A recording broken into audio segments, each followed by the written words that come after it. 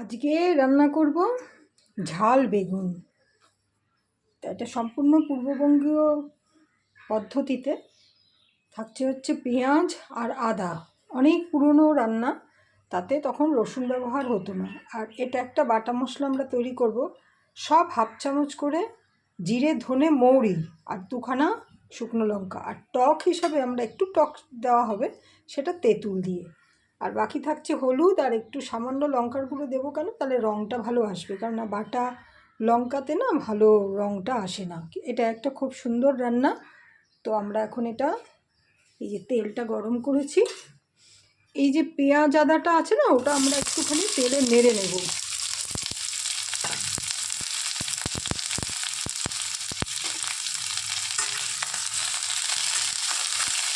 যখন মিক্সি ছিল না, আমার মা এটাকে কি সুন্দর করে বাটতো। এখন আমরা এটা তো আর ট্রাই করবো না হাতে, তাই জন্য আমরা এটাকে একটু অল্প অল্প নরম নরম হয়ে গেলে মিক্সিতে বেটে নেব।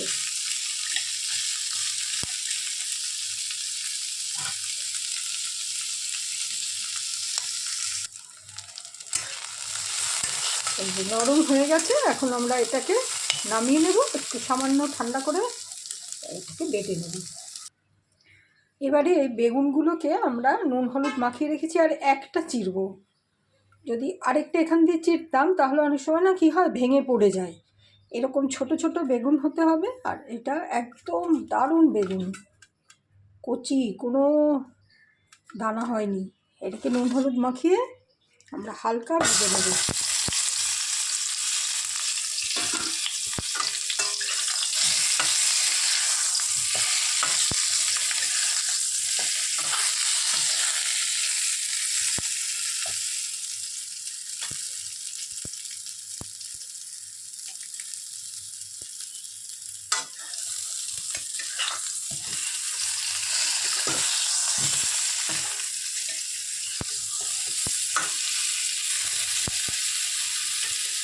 দুপুরের ভাত দিয়ে রুটি দিয়ে দারুণ খেতে হয় ঝাল বেগুন এটা। আর এই সেম রান্না করতে এরকম ছোট বেগুন বাঙালিদের প্রিয়, দেশি বেগুন।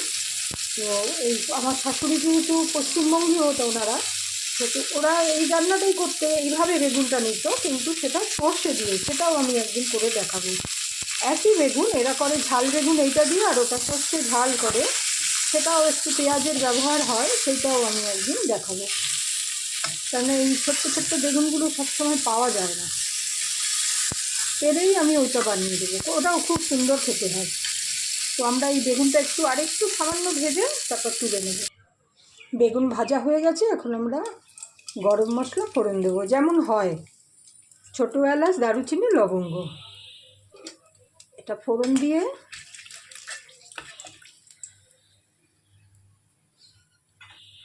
জিরে, ধনে, মৌরি এবং শুকনো লঙ্কা যে বাটাটা, ওটা আমরা আগে দেবো। কেননা পেঁয়াজটা আগে থেকেই একটু ভাজা হয়ে রয়েছে। আর এই রান্নায় কিন্তু তেল খুব ভালোই ব্যবহার হয়, তা না হলে ঝাল বেগুন তৈরি হবে না। এটা একটু সামান্য কষিয়ে এলে তারপরে আমরা পেঁয়াজটা দেব। এই মশলাটা বেশ ভালো ভাজা হয়ে গেছে, এখন আমরা এই পেঁয়াজটা দেব। একটু সামান্য কম বেটেছি, কেননা তখনকার দিনে তো হাতে বাটা হতো, সে টেস্ট আলাদা। পুরো বাটা হয়ে গেলে খেতে অত সুস্বাদু হয় না। একটু একটু পেঁয়াজটা মুখে পড়লে ভালো লাগে খেতে। এটা আমার মায়ের রেসিপি, মানে মায়ের শ্বশুর বাড়ির রেসিপি, মানে আমার বাপের বাড়ি। তো তারা এইভাবে রান্নাটা করে। একটু সামান্য জল দিলাম, মশলা ধোয়া জলটা।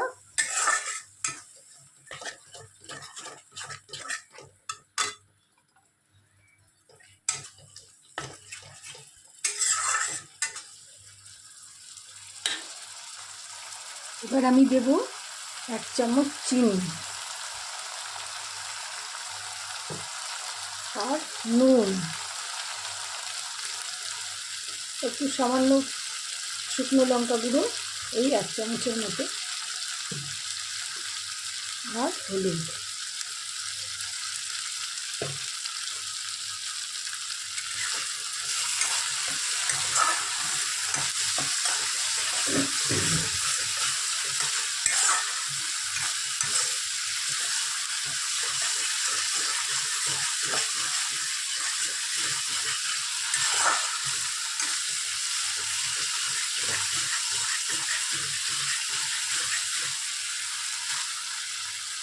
যেহেতু পেঁয়াজটা আগে থেকেই ছিল ভাজা, সেহেতু এটাতে আমাদের তেমন কষাতে হবে না। এবার দিয়ে দিচ্ছি এই বেগুনগুলো, এর সাথেই এই যে তেঁতুল গোলা জলটা ওটাও দিয়ে দেবো।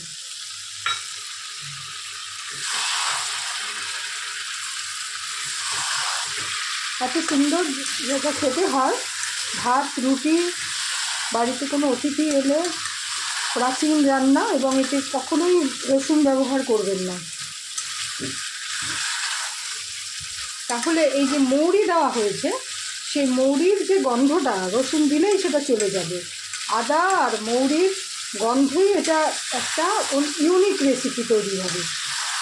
অবশ্যই আদাকে ব্যবহার করবেন, রসুনকে না। এটা হয়ে গেছে, এবার একটু সামান্য হলেই আমরা একটু সামান্য জল দেবো। তেলটা দেখুন ভেসে উঠেছে, আমরা একটু অল্প সামান্য জল দিয়ে ঢেকে দেবো, যাতে বেগুনটা একটু সিদ্ধ হয়ে যায়।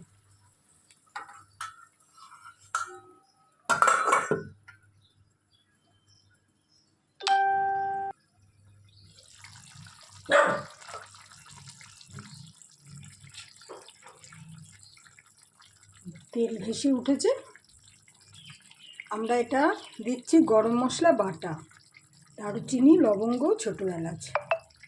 বেশি দেওয়ার দরকার নেই, সামান্য একটু দিলেই হবে। রান্নাটায় আপনাদের যদি ঘি থাকে দিতে পারেন, তো আমাদের বাড়িতে ঘিয়ের ব্যবহার হয় না এই রান্নাটায়, সেই জন্য আমি দিচ্ছি না। আপনারা ঘি দিলেও দিতে পারেন। বেগুনগুলো সব সিদ্ধ হয়ে গেছে, আর একটু টকবক করে ফুটে উঠুক, তারপর আমরা এটাকে নামিয়ে নেব।